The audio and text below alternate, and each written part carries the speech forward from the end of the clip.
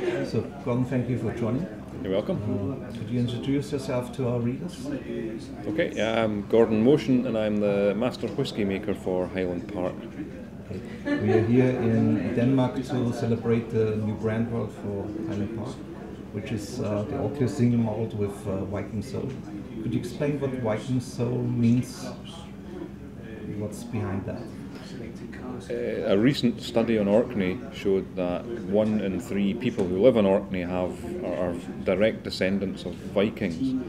In fact, the Orcadians consider themselves probably more Scandinavian, or certainly Orkney first, then Scotland, then Britain. So they're very independent, independent way of thinking. That comes through in the crafts that are up on the island as well, and the spirit of adventure. Something just seeing themselves as slightly different from the rest of Britain. In fact, they're closer to Bergen than they are to London.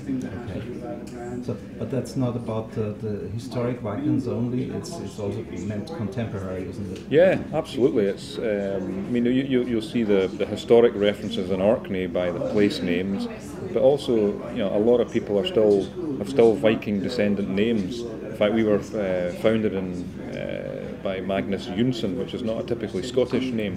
So very Viking heritage for the distillery.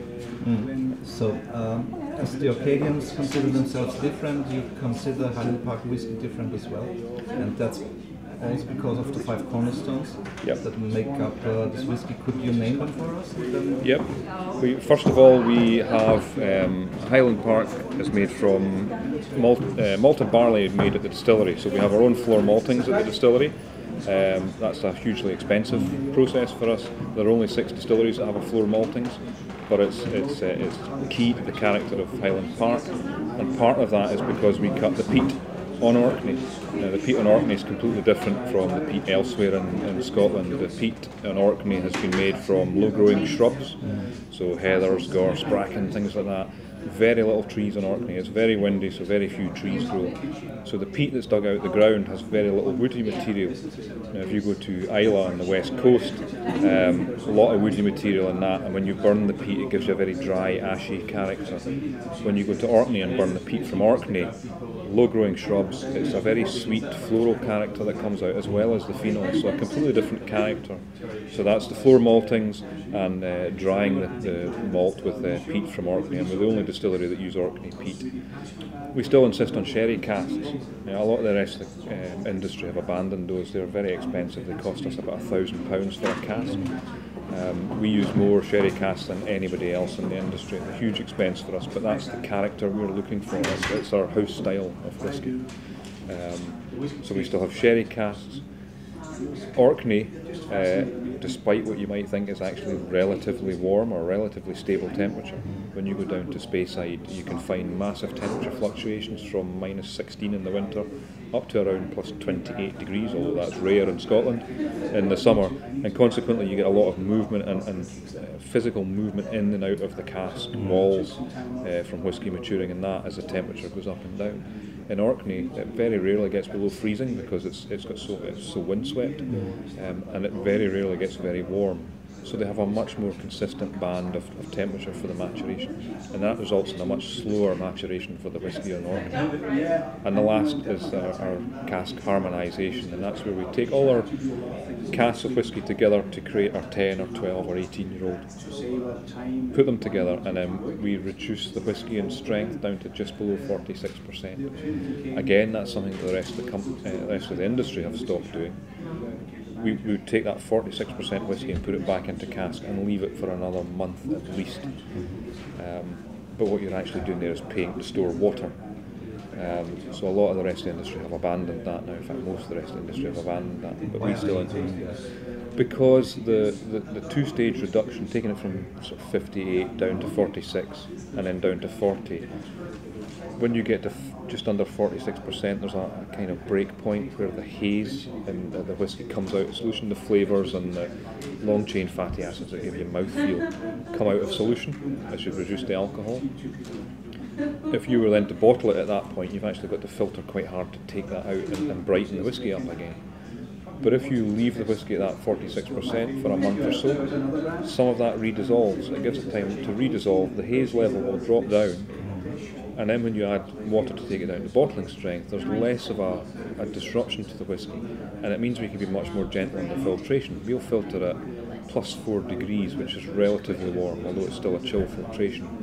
You'll find competitors can go down to -5, but the colder you go filter, the more you'll take out. Now, we've spent 12 years putting that flavour into the whisky. It seems absolutely nuts to take it out at the last minute. So that two-stage reduction results in a much more stable whisky, but allows us to leave in the flavour and the mouthfeel that you get from Highland Park. Not only cosmetic, but also retains the flavour. Yeah, the whole point of it is to try and be as gentle as possible and take out as little as possible. What we're trying to do is create a bright whisky that, if it's stored in a cold location or if you put ice in it, will not go cloudy, but still have as much flavour as possible. We will also be presented a new Highland Park Whisky here today, which is Highland Park Valkyrie. Yep. Can you tell us a little bit about it? A little bit about that. For a number of years, we have always produced heavily peated malt at Highland Park, but when we use that malt, it is generally mixed 1 part heavily peated malt to 4 parts unpeated. So Highland Park generally is a lightly peated malt whisky. What we've done for a number of years now is, for a couple of weeks a year, is just use 100% Highland Park malt. So quite high phenol level for Highland Park, but because it's not that dry ashy note, it's a completely different style from the Islay whiskies. So Valkyrie has actually started to use some of that heavily peated malt. Only about half of what goes into it is heavily peated. So you're starting to see a directional change in some Highland Park variants, and who knows, 5 years time maybe we will have heavily peated malt that is we deem suitable for going out purely as a 100% Highland Park peated version of Highland Park. How would you describe the taste profile of Valkyrie? I view for the peated malts, the heavily peated malt portion, we filled it into the usual mix of Highland Park, or the usual mix of casks, and that's a small amount of bourbon, American oak sherry, European oak sherry, and refill. The European oak sherry tends to fight with the peat. It's like something really tannic and something really spicy, and they tend to compete with each other. So the casks used for Valkyrie, for the heavily peated portion of Valkyrie, have been some bourbon casks, first fill bourbon casks, first fill American oak, and some refill casks. So it's more of a sweet vanilla character to balance the heavily peat.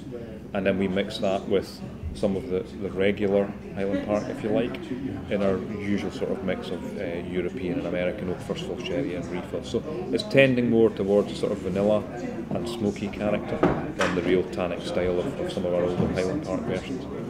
Tom, thank you for your time. Okay, you're welcome. Thank you.